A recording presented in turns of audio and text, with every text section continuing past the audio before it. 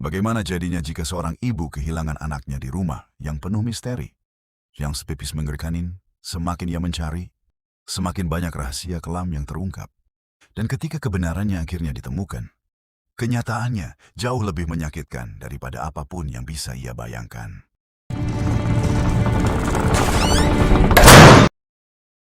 Film ini bercerita tentang Laura, seorang wanita yang kembali ke panti asuhan tempat ia dibesarkan saat masih kecil.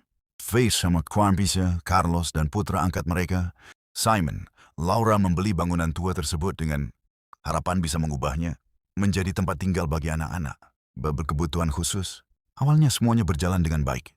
Simon terlihat senang tinggal di rumah besar yang berada di tepi pantai itu.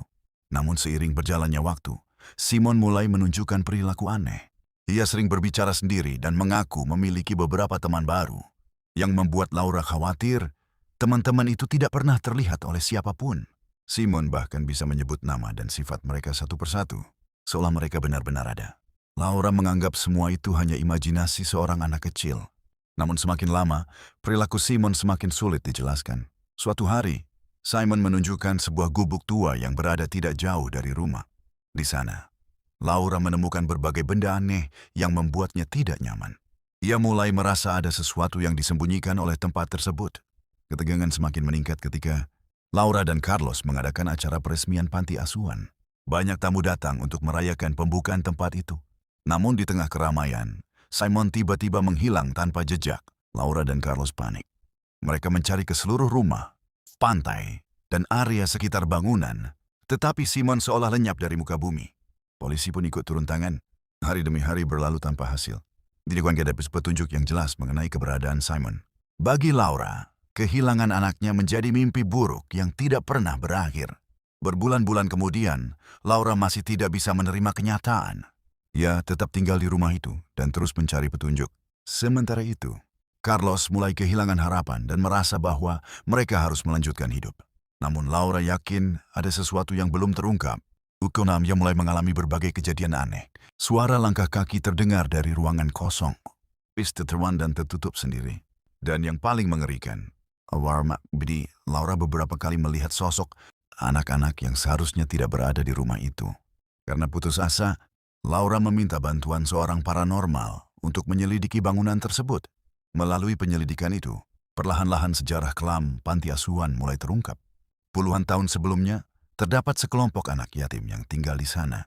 Mereka dipimpin oleh seorang anak laki-laki bernama Thomas yang memiliki kelainan bentuk wajah sehingga selalu memakai topeng untuk menutupi wajahnya.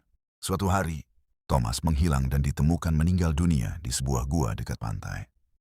Kematian Thomas ternyata memicu tragedi yang lebih besar. Anak-anak lain yang tinggal di panti asuhan kemudian mengalami nasib mengerikan hingga akhirnya meninggal satu persatu. Rahasia tersebut selama bertahun-tahun terkubur dan tidak pernah benar-benar terungkap. Semakin banyak Laura mengetahui masa lalu bangunan itu, semakin kuat keyakinannya.